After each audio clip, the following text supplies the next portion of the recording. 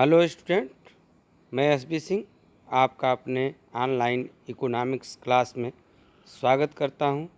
आज मैं पढ़ाने जा रहा हूं क्लास 12 की समष्टि अर्थशास्त्र मैक्रो इकोनॉमिक्स।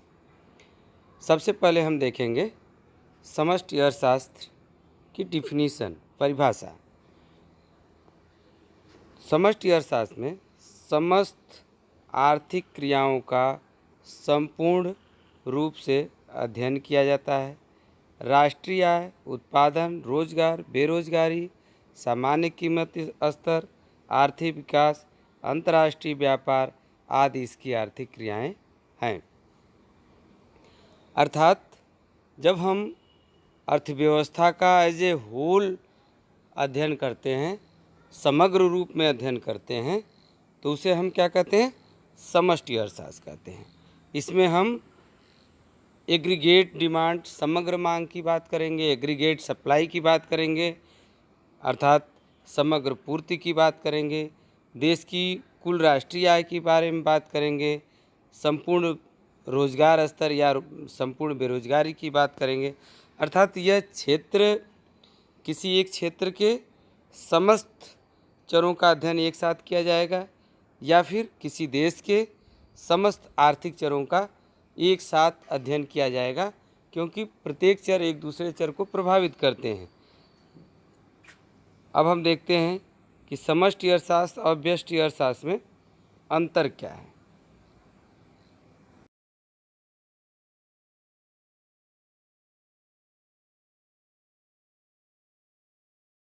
अर्थव्यवस्था के स्तर पर आर्थिक संबंधों तथा आर्थिक समस्याओं का अध्ययन करता है।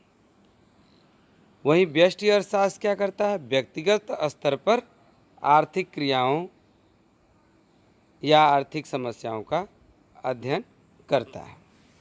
सेकेंड हम देखते हैं, समष्टि अर्थशास्त्र का संबंध मुख्यतः संपूर्ण अर्थव्यवस्था में कुल उत्पादन तथा सामान्य कीमत स्तर के निर्धारण से है। वहीं व्यष्टि अर्थशास्त्र को देख लेते हैं। व्यष्टि अर्थशास्त्र मुख्यतः एक व्यक्तिगत फर्म अथवा उद्योग में उत्पादन तथा कीमत के निर्धारण से संबंधित है।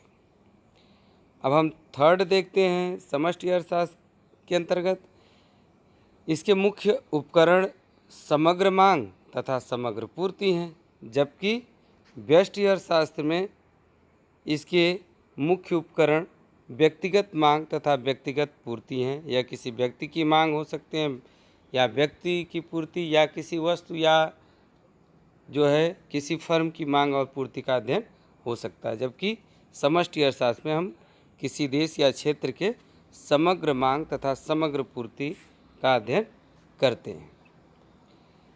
इसमें हम कुछ और जोड़ना चाहें तो ये कह सकते हैं कि यहाँ पर हम सामान्य कीमत स्तर के निर्धारण की बात करते हैं, अर्थात पूरे देश में सभी वस्तुओं की कीमतों का स्तर क्या है, एक प्रतिनिधि कीमत हम निर्धारित करते हैं, जिससे हम ये मापते हैं कि देश में महंगाई बढ़ रही है या घट रही है। जबकि व्यष्टि अर्थशास्त्र में क्या होता है? बाजार कीमत की बात की जाती है, जिसमें किसी वस्तु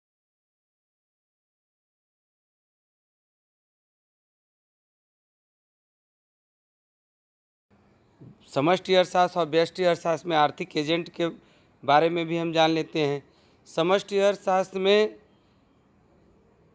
आर्थिक एजेंट अर्थात निर्णयकर्ता जो होते हैं वह सरकार या केंद्रीय संस्थाएं होती हैं, जैसे केंद्रीय बैंक है, या फिर जो नियामक संस्थाएं हैं जैसे सेबी है, या इस प्रकार के अन्य संस्थाएं बीमा वगैरह को नियंत्रण करने के लिए IRDA है। ये संस्थाएं जो हैं आर्थिक एजेंट होती हैं। जबकि व्यक्तिगत या व्यष्टि अर्थशास्त्र में आर्थिक एजेंट जो होते हैं वह उस वस्तु के संदर्भ में निर्णयकर्ता जो होते हैं, जैसे उत्पादक हो गए, जैसे फर्म है, कृषि वस्तुओं का संदर्भ है तो उसमें कृषक जो होते हैं वो निर्णयकर्ता होते हैं। अर्थात व्यष्टि अर्थशास्त्र में आर्थिक एजेंट जो होते हैं वो व्यक्तिगत इकाइयाँ होती हैं। अब आर्थिक एजेंट क्या होते हैं इसको भी देख लेते हैं। आर्थिक एजेंट आर्थिक इकाई अथवा आर्थिक एजेंट से हमारा तात्पर्य उन व्यक्तियों अथवा संस्थाओं से है जो आर्थिक निर्णय लेते हैं।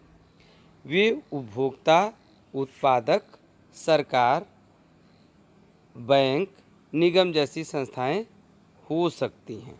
अर्थात जो आर्थिक एजेंट होते हैं वह जो आर्थिक निर्णय लेते हैं उन्हें ही क्या हम बोलते हैं, आर्थिक एजेंट कहते हैं। वे कौन हो सकते हैं?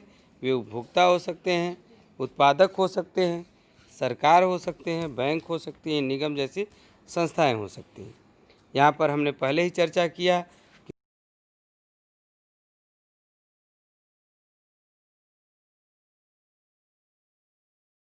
कि क्या फर्म जो है वह व्यष्टि स्तर पर आर्थिक एजेंट होती है। अब इसमें हम ये भी जान लेते हैं कि पूंजीवादी अर्थव्यवस्था क्या होती है। पूंजीवादी अर्थव्यवस्था एक बाजार अर्थव्यवस्था होती है। इसकी पहले परिभाषा देख लेते हैं। वह अर्थव्यवस्था जिसमें उत्पादन के साधनों पर निजी स्वामित्व होता है।